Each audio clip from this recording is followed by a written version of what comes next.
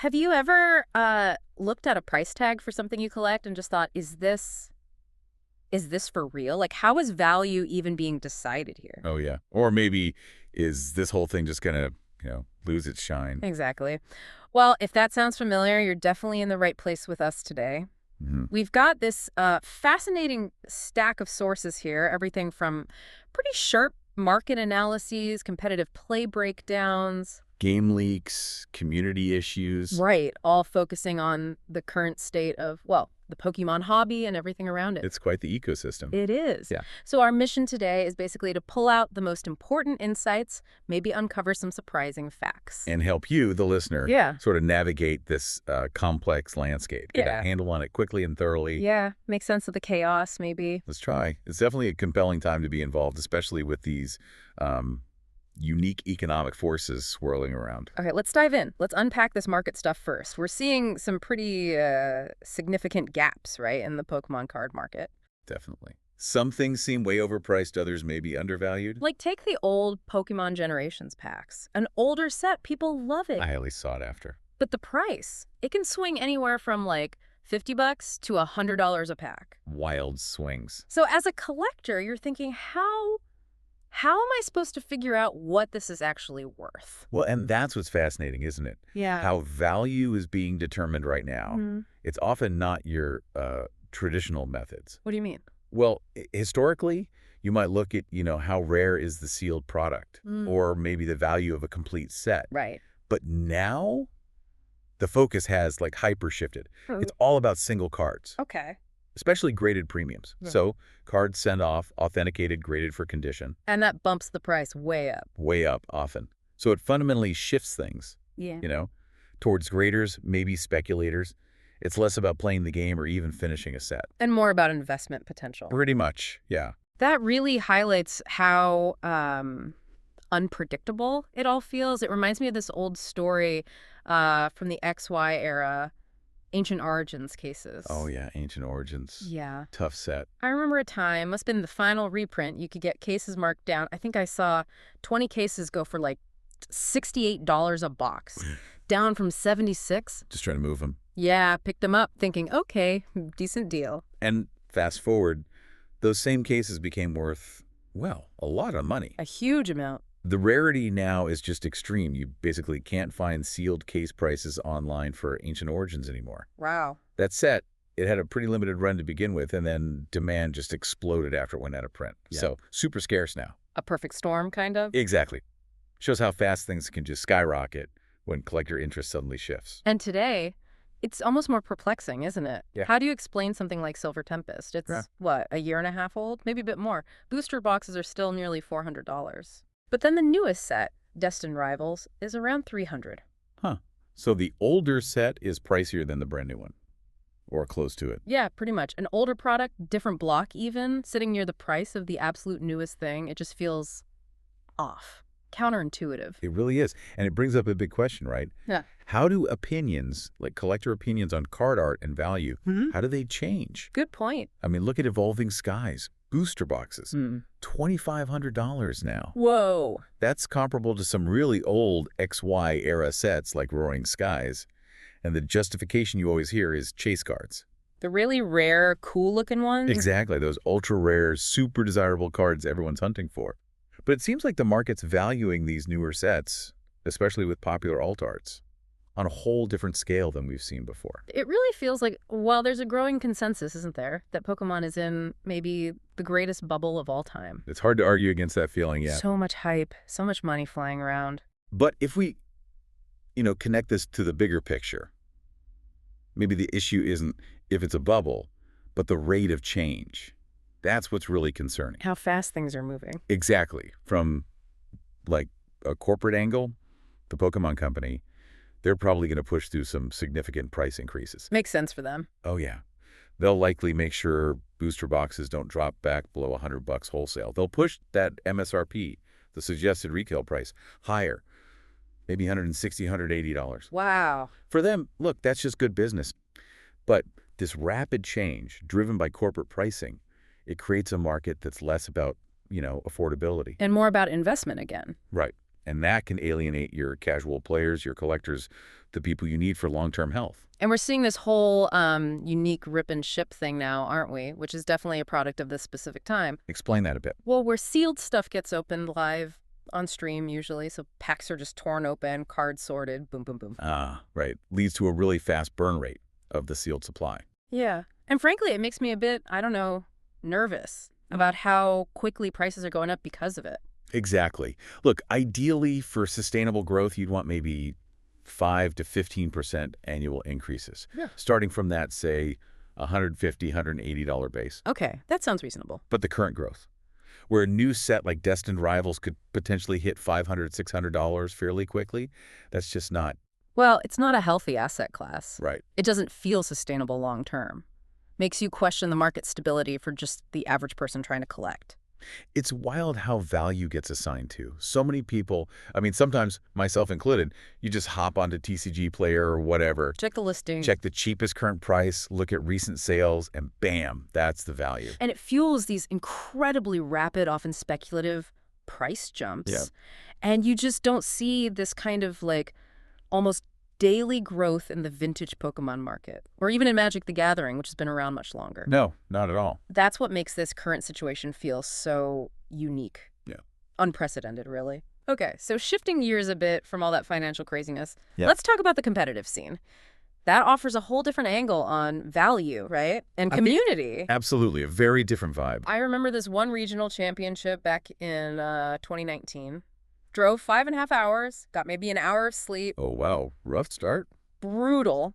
And I was prepping for specific decks, Zoro GX, Lucario GX, trying to counter the expected meta, like Pikachu and Zekrom, Zapdos. The big threats at the time. Yeah. Then round one, lose to this Weavile deck I hadn't even tested against. Ugh. Ouch. Happens, though. But then, the comeback. Won 5 straight after that. The challenge, the strategy, figuring things out on the fly. That's the heart of it, isn't it? That's definitely the appeal for a lot of players, that constant strategic puzzle. Yeah. Every hour, it feels like a new subject, a new matchup, a new way you have to think and adapt your deck. Keeps you on your toes. Totally. And look, beyond just the mental challenge, there's real prize money, too. $10,000 at big tournaments, up to $25,000 at Worlds. Serious stakes. Yeah. Plus, the community itself is just incredibly welcoming. Doesn't matter if you're playing super casually or aiming for the top tables, there's a place for you. That's cool. It's a dynamic scene where skill and adaptation are really rewarded. And it's growing like crazy, right? The competitive side. Oh, massively. I saw the North American International Championships, NAIC, recently had just under 4,000 players. Yeah, nearly 4,000. That's basically double its previous size. That's huge. It is.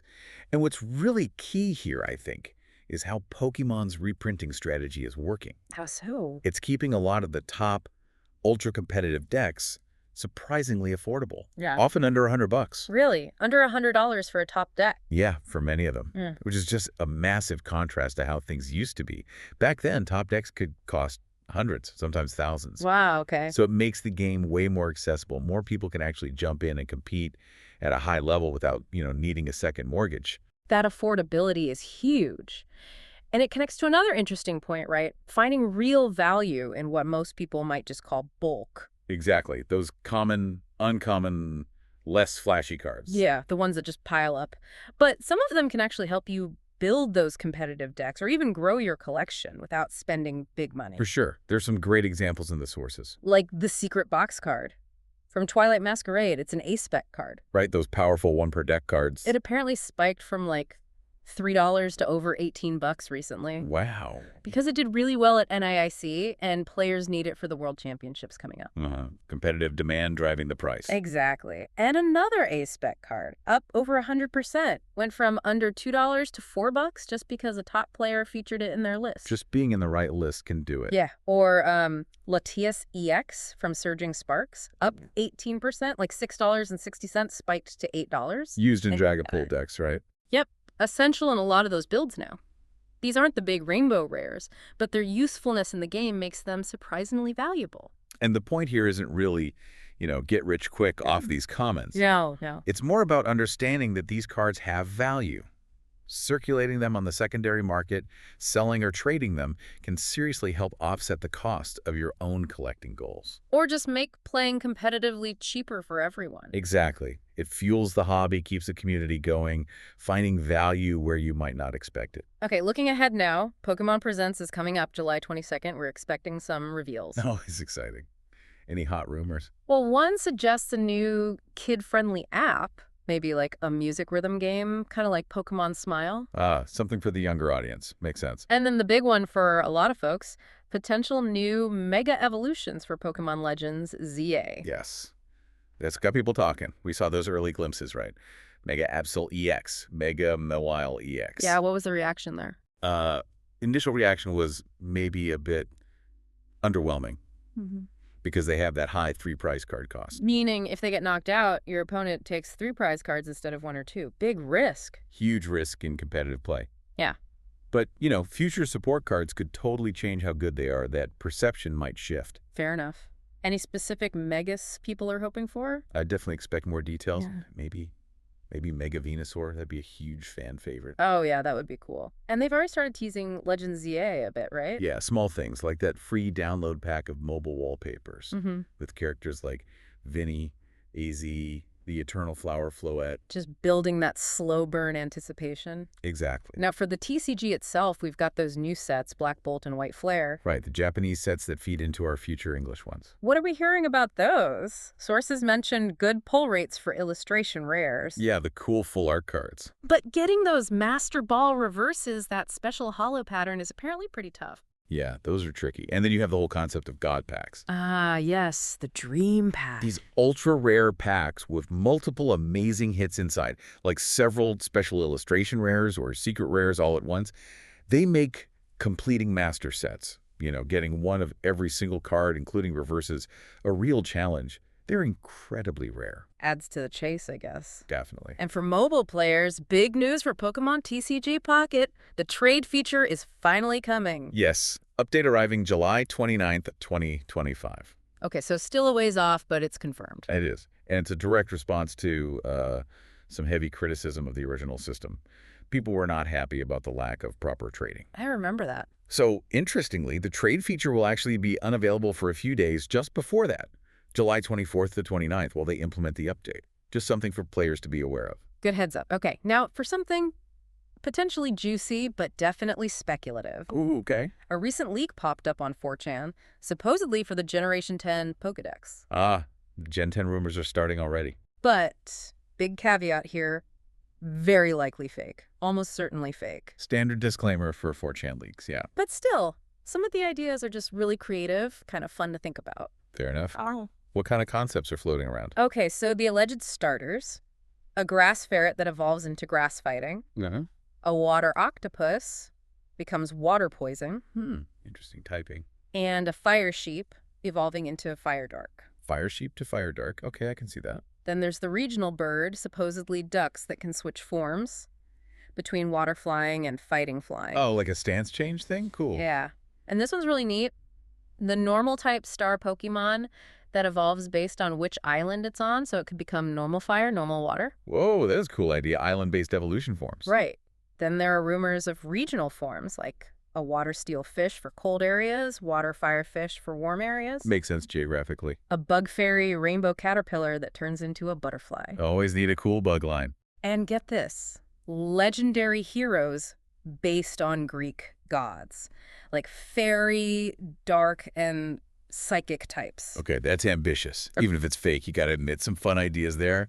Gives you a taste of what players might be hoping for. Definitely sparks the imagination. Okay, but now we need to turn to a more concerning side of the hobby. The darker side. Unfortunately, yeah. We're seeing, according to sources, an unfortunate rise in actual physical incidents. Mentions of booster boxes being stolen right off vendor tables at events, and one incident where someone was apparently handcuffed, tackled by police at a car show, seemingly over a card dispute. Wow. That's intense. It's a stark reminder of how heated things can get over these collectibles. It really is. And this kind of escalating aggression, it's a serious worry. You can connect it to even more extreme things, like that awful GameStop stabbing incident. Right, that was And a terrible. lot of it seems driven by this pent-up frustration, Mm. months, years maybe, of dealing with scalpers, scams. The high stakes just bet out the worst sometimes. Exactly. The sheer amount of money involved now, it just attracts a less savory element, unfortunately, Yeah. leading to this kind of unacceptable behavior. And online. It's not much better. Scam vulnerabilities seem rampant. Oh, yeah. Sources are showing that even using PayPal's goods and services, which is supposed to protect buyers, Doesn't always work. yeah, not always effective against clever scammers. And chargebacks, where buyers dispute the charge with their bank, are apparently super common. Yeah, they are. And you see these pre-order scams all the time. Shops pop up, take a bunch of money for upcoming sets, And then vanish. straight up disappear. Poof, Yep. gone with the cash. Ah, What's also worrying is seeing some content creators like Poke God Pools, Phoenix TCG. There's evidence they've been scamming people. right. But then they get defended by other channels, like Rattle. It just muddies the waters and makes it harder for people to know who to trust. That's really problematic, and it gets even more insidious, doesn't it? How so? Scammers literally impersonating popular creators like Deep Pocket Monster, Twice Baked Jake, Alex Ketchum. Oh, yeah, I've seen that, especially on TikTok. Exactly. They make fake accounts, offer fake prizes in the comments. Luring people into DMs to scam them. Yeah. It's awful. It's forced the real creators to take some pretty extreme measures just to protect their communities. Like what? Some are shadow banning certain words in their comment sections like giveaway, won, congratulations. Just to stop the fake accounts from popping up. Yeah, trying to filter them out. Mm. Others are resorting to actually showing their face on camera when they announce contest winners just to prove it's really them. Wow. Because the volume of fake accounts is insane. Well, And some creators even get death threats over this stuff. yeah. It's a direct result of how much financial value is tied up in the hobby now. That's messed up. There was a really key insight in the sources, though. Scalpers are a symptom, not the problem. Ah, yes, that's a really important distinction to make, I think. What does that mean exactly? Well, scalpers don't create the underlying issue. They just exploit the conditions that already exist, which are low supply and high demand. That imbalance. The real problem, as the sources suggest, is often that imbalance itself, maybe exacerbated by corporate decisions that keep supply tight or push prices high, making things less accessible. So scalpers just capitalize on that gap. Precisely. They're a symptom of a market that's out of whack, rather than the root cause itself. Interesting perspective. Speaking of markets, eBay, they've soft-launched this new feature for trading card auctions. Oh, the extended bidding thing. Yeah. If a bid comes in during the last 2 minutes, it extends the auction time. Right. And people seem to universally hate it. Why is that? Both buyers and sellers. Yeah, pretty much. For buyers, it kills the ability to snike a deal. Mm. Putting in that winning bid right at the last second. Oh, the thrill of the snipe is gone. Gone.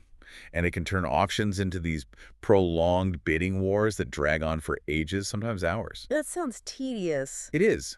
And it's especially unfair for international buyers, right? Yeah. Who might be in a completely different time zone.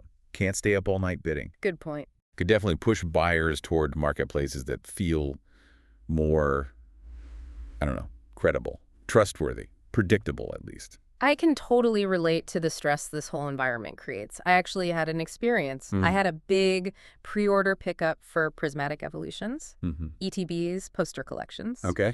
And I had to arrange to pick it up from GameStop after they closed on release day. Why after hours? Because I genuinely didn't want to be seen walking out with a huge stack of product while other people were still waiting in line, maybe frustrated they couldn't get any. Worried about being perceived as a scalper yourself. Exactly. And potentially getting confronted, or worse, mugged. You literally find yourself changing your behavior because of the perception and the tension out there. Wow. That says a lot about the state of things. Yeah. And it's not just perception either. We're seeing real shifts in how big deals get done. Like high-value stuff. Yeah, like vintage sealed cases, stuff going for, $10, $15, $25,000. Increasingly, those deals are being settled with cryptocurrencies. Bitcoin, USDC stablecoin, Ethereum. Really? Crypto for Pokémon cases? Yeah, which was pretty uncommon just a few years back. It suggests this growing financial sophistication, maybe a higher risk tolerance, at the very top end of the collecting world. Huh. Crazy times. So Okay, if scalpers are a symptom, the root cause seems to be these bigger market dynamics, especially supply and demand. Seems that way, yeah. So what does that mean for the hobby's health long term, especially around printing more cards? Well, that's the key, isn't it? For the hobby to grow sustainably and to actually combat scalping and accessibility issues. Companies like Pokémon, like One Piece too, they really need to print more product, enough to actually meet the Get the demand. cards into people's hands. Exactly. That's crucial for supporting local card shops too, making sure they have inventory and just ensuring product is actually accessible to everyone, not just people willing or able to pay way over MSRP. Makes sense. It's also probably why Pokemon hasn't done numbered cards yet. You know, like a Charizard SIR that's explicitly numbered 1 out of 500 or something. Oh, yeah, like sports cards do. Why not? Sources suggest it would likely just lead to chaos.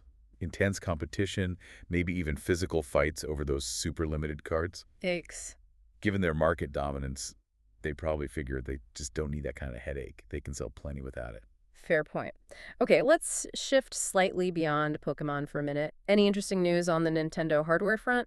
Switch 2 buzz. Yeah, a couple of things. There's recent news about in-store demos for the Switch 2 happening now, apparently, for a game called Donkey Kong Bonanza. Where at? In Canada, specifically, places like Costco, EB Games. Huh, interesting. Donkey Kong Bonanza. Yeah, first time I'd heard that title, too. But And there's also a rumor going around about Pikmin 4 getting an update for the Switch 2, okay, makes sense. Graphical upgrade, maybe. potentially. But the controversial part of the rumor is that it might require a fee to upgrade from the original Switch version. Ooh, pay for an upgrade patch. That would be new for Nintendo, wouldn't it? It would. Definitely something fans are keeping a close eye on. We're also hearing some maybe less positive news Huh. about the Switch 2 Pro controller. Ah, yeah, iFixit weighed in. The repair people, what'd they say? They put out a warning basically saying it's very difficult to fix for the average DIY person. Oh, really? Why? They mentioned things like hidden screws, lots of glue, analog sticks that aren't really designed to be easily replaced, tricky battery access. So not repair friendly. Not particularly, Hmm. which is a shame because they also praised it for having quiet analog sticks, improved buttons, good ergonomics. But yeah, tough to fix yourself if something goes wrong. Good to know. Any other Nintendo game rumors floating about? Just a little tidbit about Camelot. You know, the developers who do a lot of the Mario sports games, Mario Golf, Mario Tennis, Yeah, love those guys. they're reportedly in the late stages of a new project. Most likely guess is another Mario sports title for the Switch 2. Makes sense. Oh, there's always that small sliver of hope. It could be a new Golden Sun game. Oh, man, don't tease me. A new Golden Sun would be incredible. Hey, a small chance is better than no chance, right? Yeah. But yeah, probably a sports game. Okay. Shifting gears again, let's talk about the power of crossovers, because this one was huge. Which one are you thinking of? The One Piece TCG collaboration with the LA Dodgers and Shohei Ohtani. Ah, the Ohtani promo card. Yeah, that thing exploded. Exploded is right. Sources say its price went from maybe $100 to like $350, $400 within hours, just Yeah. at the stadium giveaway. Insane. But it makes sense why, right? You have this perfect storm. Yeah. Super popular anime, One Piece, Yeah. beloved major sports team, the Dodgers, Mm-hmm. and arguably the biggest baseball star on the planet right now, Ohtani. All colliding on one promo card. A collector's dream combo. Totally. And what's fascinating, or maybe disturbing, are the rumors that some stadium staff might have been withholding boxes of these cards. Seriously, like keeping them for themselves to sell? That's the rumor. Similar to things we've seen in the past, remember the arrests over the gray felt hat Pikachu promos in Japan? Oh, yeah, the museum staff incident. Exactly. Yeah. It just shows how mainstream this stuff, anime, TCGs, nerd culture has become, Yeah. and the crazy lengths people will go to or the shady things that can happen when these collectibles become so valuable. Oh, it really paints a picture. So, wrapping this all up in a hobby, or maybe now an industry, that's increasingly driven by investment potential and these really rapid shifts. How do you balance that? How do you balance chasing value with just the pure joy of collecting? That's the million-dollar question, isn't it? What kind of personal strategies can maybe help ensure your passion stays enjoyable? A source of fun, not just another, risky asset you're tracking. Something to think about. Definitely something for everyone listening to consider for their own collecting journey. Well, thank you for joining us on this pretty intense deep dive today. Always a pleasure. Lots to unpack. Hopefully it sparks some new insights, maybe raise some important questions for you out there. Thanks for listening.